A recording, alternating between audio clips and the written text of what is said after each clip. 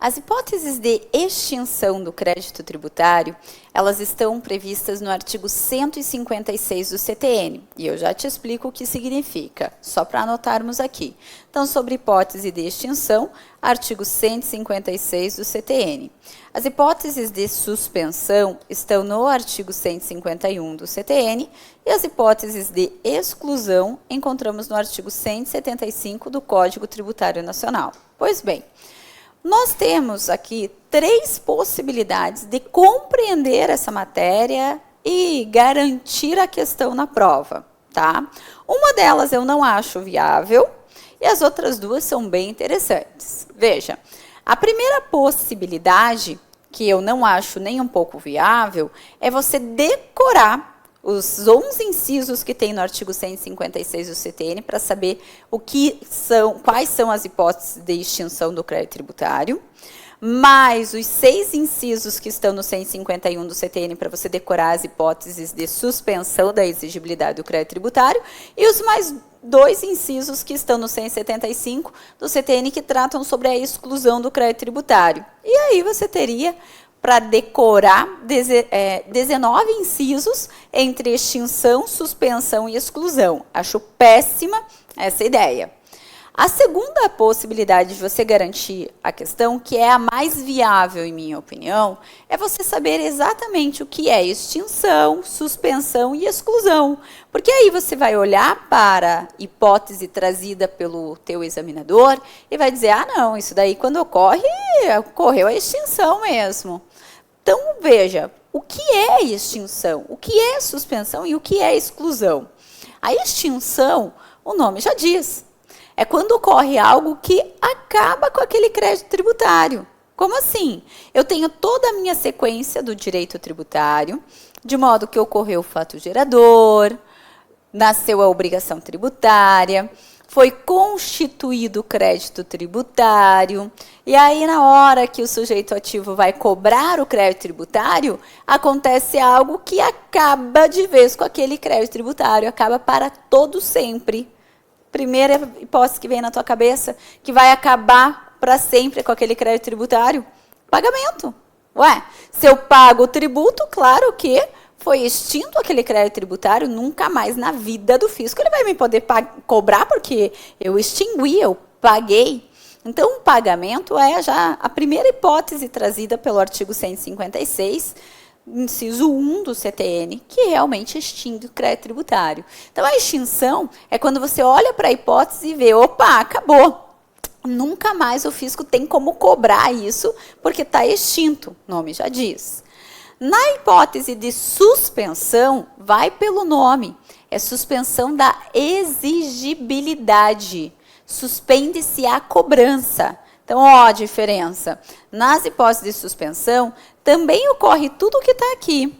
É praticado o fato gerador, nasce a obrigação tributária, aparecem os sujeitos da relação jurídico-tributária, é constituído o crédito, aí você se lembra, o fisco ele tem realmente 5 anos para constituir o crédito, para realizar o lançamento, sob pena de ocorrer a decadência, e depois que o fisco constitui o crédito, ele terá lá o prazo de 5 anos para cobrar esse crédito tributário, sob pena de ocorrer a prescrição. O que é prescrição? É a perda do direito do fisco de cobrar.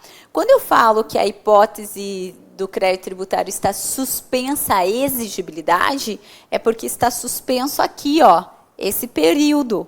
Acontece algo que o fisco não pode cobrar, por isso o nome, suspensa a exigibilidade, suspensa a cobrança. Imagine lá o parcelamento tributário. Veja, o parcelamento, você parcelou a tua dívida tributária em 60 vezes.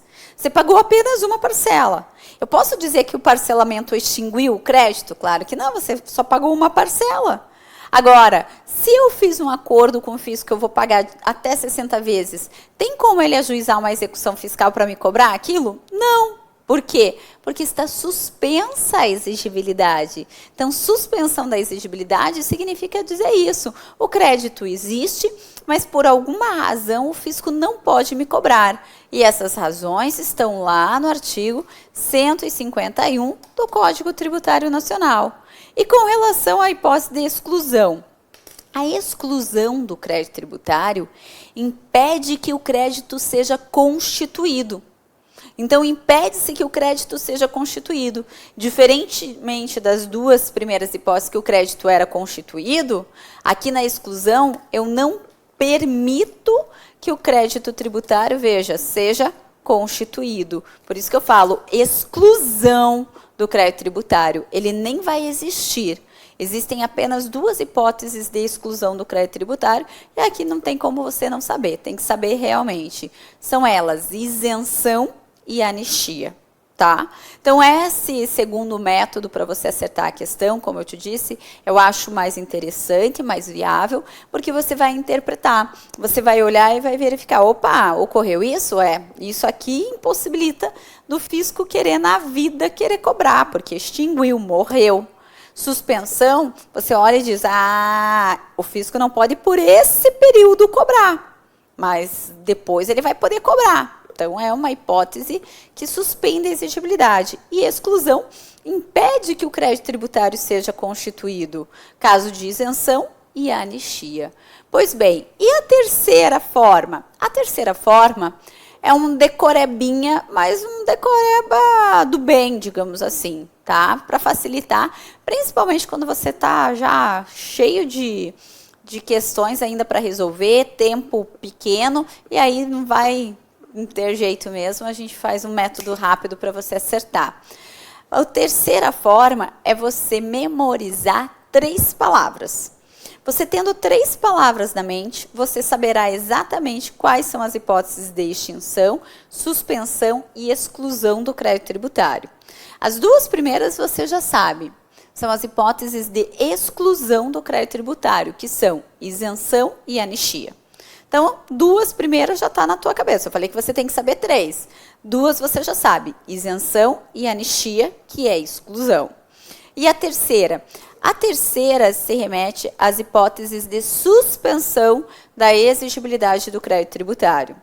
Você vai escrever na sua prova a seguinte palavra, morder, limpar. Quando você escreve morder, limpar na sua prova, você tem aqui as hipóteses que suspendem a exigibilidade do crédito tributário, tá? Como a prova é objetiva, você basta ir completando. Se estiver dentro do morder limpar, é porque é uma hipótese que suspende a exigibilidade do crédito tributário. Esse de morder limpar é de moratória. A moratória suspende a exigibilidade do crédito tributário. Esse R é de recurso, mas cuidado, que o recurso só vai suspender se for na esfera administrativa. O D é de depósito, e também aqui um cuidado especial, porque o depósito só suspende se ele for integral. O outro R é de reclamação, e a reclamação também em esfera administrativa. Lim é de liminar, e toda vez que você lembra de liminar, tem que lembrar de tutela provisória. E par é de parcelamento. Então, essas hipóteses aqui suspendem a exigibilidade do crédito tributário. Logo, como eu disse a vocês, você memorizou 3 palavras, isenção e anistia, que é a hipótese de exclusão do crédito tributário, morder, limpar, que é a hipótese de suspensão. Você vai pensar, tudo que estiver dentro do morder, limpar, suspende. Se não é isenção e anistia, que é exclusão, e não está dentro do morder, limpar, será, então, hipótese de extinção do crédito tributário. E com isso, você não precisará decorar os 11 incisos do artigo 156 do CTN, que tratam sobre extinção do crédito, que são pagamento, compensação, transação, remissão, prescrição, decadência, pagamento antecipado e ulterior à homologação, consignação em pagamento, dação em pagamento de bem imóvel, decisão administrativa irreformável, decisão judicial transitada em julgado. Decorou? Não precisa. Por quê? Sabendo 3 palavras você acerta. E ainda eu brinco dizendo que esse macete é tão bom que você consegue até tirar prova real. Como assim, Josi? Pegue o artigo 156 do CTN, se você tiver com um CTN, um vade-mecum em mãos. Observe o artigo 156 e veja lá. Tudo que termina em ão, tirando a isenção, que é a hipótese de exclusão do crédito, será a hipótese de extinção. E aí na prova você vai olhar, opa, terminou em ão, não é isenção, então é a hipótese de extinção do crédito tributário. Veja, transação, ão, extinção. Compensação, ão, extinção. Consignação em pagamento, consignação, ão, extinção. Remissão, ão, extinção. Prescrição, ão, extinção. Então, tudo que termina em ão, que não seja isenção, que é a hipótese de exclusão, será a hipótese de extinção do crédito tributário. Ajuda, não ajuda? Pois muito bem. E aí a questão que vem. Josi, as hipóteses de exclusão, extinção e suspensão são apenas essas que estão no Código Tributário Nacional ou existem outras espalhadas por toda a legislação tributária? Segundo o artigo 141 do CTN, as hipóteses de extinção, exclusão e suspensão são tão somente essas que estão em nosso Código Tributário Nacional. Então, cuidado, só tem extinção, exclusão e suspensão o que está realmente no artigo 156 do CTN, 151 e 175 do CTN, em razão da previsão do artigo 141 do nosso Código Tributário Nacional. Ok? Tranquilo aqui? Pois muito bem. Agora vamos passar de forma rápida, digamos assim, né, por cada uma dessas hipóteses para você compreender, porque também elas têm sido cobradas em específico. Podemos encontrar na prova uma pergunta que eu considero nível fácil, mas aí pode às vezes confundir, mas que agora você não vai mais confundir, é realmente, dentre essas hipóteses, o que é a hipótese de extinção do crédito tributário? Ou o que é a hipótese de suspensão? E aí a gente já vai matar essa questão por esse macete, ou ainda olhando e analisando, vendo se acabou definitivamente a hipótese de extinção, se pode ser cobrado em outro período essa suspensão, e assim sucessivamente. Mas também pode ser perguntado sobre cada uma dessas hipóteses, o que é. E aí, vamos lá então. Primeiramente, vamos falar sobre as hipóteses que suspendem a exigibilidade do crédito tributário. Vem comigo, artigo 151 do CTN.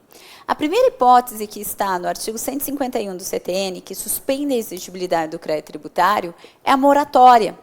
Sobre a moratória, você pode já separar os artigos para você estudar, artigos 152 a 155 do Código Tributário Nacional. Pois bem, o que significa moratória, Josi? A moratória é uma dilação legal do prazo de pagamento do tributo. É quando vem uma lei e diz, ó, você pode pagar esse tributo lá na frente. Como? Exemplo, digamos que em 2019 tenhamos uma lei que concedeu moratória até o ano de 2029, durante 10 anos. Se não fosse essa lei com moratória, o que é o comum acontecer? Ora, a cada ocorrência de fato gerador, deve-se ser pago o tributo, não é? Então, quando eu tenho a moratória, os fatos geradores vão ocorrendo, Mas a lei diz, ó, não precisa pagar agora esse tributo, você vai pagar só lá em 2029. Por isso que a gente fala, é uma dilação legal do prazo de pagamento do tributo. Então, os fatos geradores vão ocorrendo, mas se eu tenho moratória, eu não preciso pagar aquele tributo naquele instante. Eu vou pagar lá quando finalizar a minha moratória. Mas é claro que quando finaliza a moratória, aí sim, eu tenho que voltar e pagar tudo que eu deixei em aberto. Porque a moratória não é uma dispensa do dever de pagar o tributo. É apenas uma dilação legal do prazo de pagamento do tributo. A moratória joga o prazo de pagamento do tributo lá para frente. É diferente de uma isenção. A isenção, sim, é a dispensa legal do dever de pagar o tributo. Eu posso ter uma isenção por prazo determinado. Digamos que eu também ganhei aqui, numa outra situação, né? Uma isenção de 2019 a 2029. Ao invés de eu ter ganho moratória, agora eu ganhei isenção. A isenção quer dizer o quê? Dispensa do dever de pagar o tributo. Como vai só até 2029, quando acaba essa minha isenção, eu tenho que pagar o tributo daqui para frente. Veja, na moratória, o que aconteceu? Acabou a moratória, aí eu tinha que voltar e pagar tudo que estava em aberto, porque a moratória é uma dilação legal do prazo de pagamento. Pois bem, a moratória, assim como qualquer benefício, até já falando aqui da isenção, que a gente já até comentou a respeito, mas a moratória, ela só vai poder ser concedida pelo ente que detém a competência tributária do tributo. Como assim, Josi? Ora, não tem como um ente querer fazer cortesia com chapéu alheio. Não tem como a União querer trazer simplesmente uma moratória para um tributo que não é de sua competência, e assim sucessivamente. Então, a moratória, ela tem que ser concedida pelo ente que detém a competência. Logo, a União, via de regra, só poderá trazer moratória para tributos de sua competência. Os estados só podem trazer moratória de tributos estaduais. Distrito Federal só pode trazer moratória de tributos distritais e é claro que o município também só poderá trazer moratória de tributos municipais. Mas como você já está até um pouco acostumado, já no direito tributário a gente sempre tem uma exceção ou outra, e aqui não seria diferente. Nós temos uma exceção para a União. O artigo 152 do CTN permite a União, cadê o meu slide?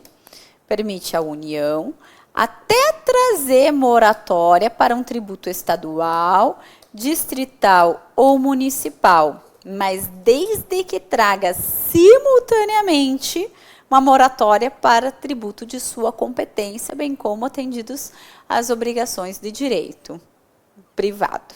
Não entendi, Josi? A União, se ela quiser trazer uma moratória para outro tributo que não seja de sua competência, o artigo 152 diz, desde que você traga simultaneamente para um tributo seu. Até hoje não aconteceu isso, tá? Aliás, é até uma briga constante, porque, como eu te disse, não tem como um ente que não tem competência tributária trazer um benefício daquele tributo. O ideal é que cada um cuide do seu, cada ente, se for trazer benefício, traga referente ao seu tributo. Mas, de todo modo, o artigo 152 do CTN, permite à União, se ela quiser trazer uma moratória para um tributo estadual, distrital, municipal, desde que traga simultaneamente para um tributo federal e respeite ali as obrigações de direito privado. Certo? Pois bem, ainda é importante. A moratória, ela pode ser concedida em caráter geral e individual. O que vem a ser essa moratória em caráter geral e individual? Veja, a moratória, primeiro de tudo, ela até pode ser concedida para determinado grupo de pessoas, categoria profissional ou até mesmo para determinada região, não tem problema. Mas eu digo que a moratória, ela é individual quando a lei trouxer requisitos que devam ser preenchidos para que o contribuinte faça jus àquela moratória. Como assim, Josi? Então, veja, a gente vai pensar aqui. Eu tenho a chamada moratória individual e a moratória geral. A moratória individual, como eu lhe falei, lei, vai trazer requisitos para serem preenchidos para que o contribuinte faça jus àquela moratória. A moratória em caráter geral, não. Ela só traz a moratória. Ela vai dizer, ó, até 2029 você não vai precisar pagar o tributo, pois esses tributos só devem ser pagos em 2029. Então, a moratória geral, ela até pode alcançar determinada categoria profissional, determinada região. O que vai distinguir ser ela uma moratória geral ou individual é, na verdade, a presença de requisitos a serem preenchidos. Quando houver requisitos para serem preenchidos, eu digo que é uma moratória individual. E tem mais um detalhe. Como a lei na moratória individual traz requisitos para serem preenchidos, eu precisarei de um despacho da autoridade administrativa para confirmar se aquele determinado contribuinte preenche ou não os requisitos para fazer jus à moratória. Então, na moratória individual, eu preciso de lei e ainda um despacho da autoridade administrativa que comprove que o contribuinte preenche esses requisitos. Na moratória geral, eu só falo de lei, porque é claro, né? Moratória vem por meio de lei. Então, é a lei que vai trazer sobre a moratória, que vai dizer, olha, você vai pagar esse tributo lá no ano tal. E, aliás, a lei tem que mencionar certinho qual é o tributo, o tempo de duração da moratória, a forma que será pago esse tributo quando finalizada a moratória, se de forma à vista, de forma parcelada. A lei tem que trazer tudo muito especificado. E, repito, nada impede que alcance determinada categoria profissional ou determinada região. O que vai diferenciar a moratória individual da geral é a presença de requisitos a serem preenchidos. E aí, como tem que preencher requisito, a autoridade administrativa vai ter que proferir um despacho para dizer se aquele contribuinte preenche ou não aqueles requisitos. Vamos para o exemplo. Imagine que a prova diga o seguinte: uma lei concedeu moratória para a indústria automobilística até 2029. Essa moratória é individual ou geral? Geral. Mas é só para a indústria automobilística. Não tem problema da moratória alcançar determinada classe profissional, determinada região. O que diferencia a geral da individual é a presença de requisitos. Ali não tem requisito, então é moratória geral. Olha a diferença para a segunda lei. Será concedida moratória para a indústria automobilística até 2029 se ela tiver no mínimo 50 funcionários com deficiência física. Percebe? Agora eu tenho um requisito a ser atendido. Logo, é uma moratória em caráter individual. E aí, detalhe, artigo 155 do nosso CTN. A moratória em caráter individual, ela não gera direito adquirido. De modo que, se a pessoa deixar de cumprir aqueles requisitos, ou ainda perceber-se que ela nunca cumpriu o requisito, ela perde na hora a moratória. Como? Nesse caso aqui que a lei deu a moratória para a empresa que tivesse no mínimo 50 funcionários com deficiência física. Imagine que o funcionário, uma pessoa do mal, diz, eu quero essa moratória, então eu vou contratar uns figurantes aqui, para que no dia que a autoridade administrativa venha aqui verificar se eu cumpro ou não os requisitos, ela veja que eu cumpro. E dito e feito, ele contrata os figurantes, a autoridade administrativa passa lá, verifica, ela preenche sim os requisitos, profere o despacho que lhe concede a moratória. Na hora que o fiscal sai por uma porta, os figurantes saem pela outra porta. Essa pessoa não tem direito a essa moratória. Ela não cumpre os requisitos. Então, assim que se descobre, ela perde na hora. E, perdendo a moratória, ela vai ter que pagar o valor do tributo com juros. E se perder a moratória por ter agido com dolo, fraude ou simulação, como nesse exemplo que eu te falei, além de pagar os juros, terá uma penalidade, terão as penalidades cabíveis. Vai ter que pagar juros e multa também. Ok? Então, a moratória em caráter individual não gera direito adquirido. Não é porque, eu consegui a moratória, agora não vou perder meu direito adquirido. Não. Deixa de cumprir os requisitos ou verifica-se que nunca cumpriu esse requisito, perde na hora a moratória. Ok? Aproveitando para falar já sobre o parcelamento. Parcelamento está no artigo 151, inciso 6 do CTN, mas o parcelamento, previsto também no artigo 155-A do CTN, ele configura como uma espécie de dilação legal do prazo de pagamento, mas de forma parcelada. Porque realmente não deixa de jogar o prazo de pagamento lá para frente. Então, é um instituto que muito se assemelha à moratória, mas ele é feito de forma parcelada. E tanto se assemelha que o próprio artigo 155-A do CTN diz que se valerá subsidiariamente da legislação aplicada para uma moratória. Então, de tão parecido, digamos assim, que são esses institutos, a gente tem que, se não houver previsão expressa sobre parcelamento, iremos aplicar a legislação da moratória. Mas o parcelamento, via de regra, ele não dispensa do dever de pagar juros e multa. Tá? Se a pessoa vai parcelar a dívida até 60 vezes, vão ser incluídos juros e multa tributária, a não ser que haja uma lei específica, como a gente já teve, Refis, PAES, PAEX, que fala, ó, se você pagar até tantas parcelas, você não precisa pagar com multa, não precisa pagar com juros. Mas, via de regra, no parcelamento são incluídos tanto juros quanto a multa tributária. Certo? Sobre parcelamento, tranquilo, não tem muita dúvida não. E a previsão ali, artigo 155-A do CTN. Passamos então para as demais hipóteses que suspendem a exigibilidade do crédito tributário. Vamos falar sobre recurso e reclamação na esfera administrativa. O artigo 151, inciso 3 do CTN diz que recurso e reclamação na esfera administrativa ele suspende a exigibilidade do crédito tributário. Aí é só você se lembrar. Quando o contribuinte recebe a notificação de lançamento, ele tem lá as 4 possibilidades na vida dele que a gente já falou. Ele pode simplesmente pagar esse tributo, ele pode recorrer na esfera administrativa, pode ir para a esfera judicial ou ainda não fazer nada. Devo, não nego, pago quando puder. Pois bem, opa, cadê que não aparece? Aqui.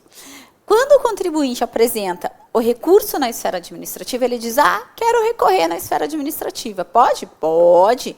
Então, quando ele apresenta esse recurso aqui na esfera administrativa, só o apresentar o recurso na esfera administrativa, artigo 151, inciso 3 do CTN, suspende a exigibilidade do crédito tributário. Isso significa dizer que a Fazenda não poderá ajuizar a execução fiscal. Olha que maravilha, não é uma maravilha? Pois então. Agora, essa é uma das hipóteses que suspende a exigibilidade do crédito. E quando o contribuinte opta por ir à esfera judicial? Só ir para a esfera judicial não suspende a exigibilidade do crédito tributário, tá? Só ir para a esfera judicial não suspende. O que suspende? Artigo 151 do CTN. Eu até consigo, na esfera judicial, suspender a exigibilidade. Mas, diferentemente do que ocorre na esfera administrativa, que só de apresentar o recurso na esfera administrativa já suspende a exigibilidade, na esfera judicial, a propositura de uma ação não vai ter esse condão de suspender a exigibilidade. Eu consigo, na esfera judicial, suspender em 3 hipóteses, quais sejam. Veja, a primeira que eu vou falar é prevista no 151, inciso 4 do CTN, quando eu impetro o mandado de segurança e é concedido uma liminar. Já te explico. A segunda é prevista no artigo 151, inciso 5 do CTN, quando em qualquer tipo de ação eu consigo uma liminar ou uma tutela provisória. A lei fala em tutela antecipada, mas hoje, em razão do CPC de 2015, a gente fala em tutela provisória, né? E a terceira e última hipótese, para eu conseguir, na esfera judicial, suspender a exigibilidade, é nos termos do 151, inciso 2 do CTN, realizando o depósito do montante integral. Mais ou menos assim. Primeiro eu tento eliminar a tutela. Se eu não consigo, aí não tem jeito, eu faço o depósito do montante integral. Veja, O depósito do montante integral, ele não é condição de admissibilidade de ação na esfera judicial. Tanto que nós temos a súmula vinculante de número 28, que diz: é inconstitucional a lei que exigir depósito como condição de admissibilidade de ação na esfera judicial. Então, ninguém precisa depositar para poder ingressar com uma ação na esfera judicial. Mas a vantagem de ingressarmos com depósito é que eu consigo suspender a exigibilidade do crédito tributário. Mas o que isso quer dizer, Josiane? Eu não entendo de tributário. Isso quer dizer que enquanto eu tenho depósito ou eu tenho a concessão de uma tutela liminar, o fisco não poderá ajuizar a execução fiscal para cobrar o tributo do cliente, porque a mera propositura de ação na esfera judicial permite que o fisco, no mesmo dia ou no dia seguinte, ajuize uma execução fiscal. E a execução fiscal tem a questão da execução provisória. Então, o fisco, enquanto está discutindo, enquanto eu estou brigando com o fisco, ele pode me executar e pode levar a leilão, a asta pública, meus bens, porque cabe a execução provisória na execução fiscal. Então, tentar impedir que o fisco ajuize a execução fiscal é a nossa grande briga hoje. Porque eu tenho, com todas as forças do mundo, evitar que o fisco ajuize essa execução fiscal, sob pena, realmente, de levar os bens do meu cliente para execução, para leilão, para asta pública. Então, o meio que eu tenho de impedir isso são as hipóteses mencionadas pelo artigo 151 do Código Tributário Nacional. E quando eu opto em ir para a esfera judicial, a mera propositura de ação não suspenderá a exigibilidade. Logo, eu posso apresentar uma ação num dia e no dia seguinte ou no mesmo dia a Fazenda ajuiza a execução fiscal. Para eu impedir isso, eu tenho na esfera judicial essas três possibilidades. Se eu impetrar o mandado de segurança, eu tento a liminar. Se eu impetrar qualquer outro tipo de ação, eu posso tentar uma tutela antecipada, hoje chamada de tutela provisória, ou, na pior das hipóteses, realizar o depósito do montante integral. Para falarmos mais sobre isso, eu te convido para assistir a minha quarta aula. E nessa quarta aula eu digo que é extremamente importante, porque essa parte tem sido cobrada, engraçado, mesmo em prova de técnico, quando nem se traz no edital a questão do processo tributário. Então, não perca, porque esse tema tem realmente aparecido em provas de tribunais. Eu deixo a vocês um grande abraço e até o nosso próximo encontro.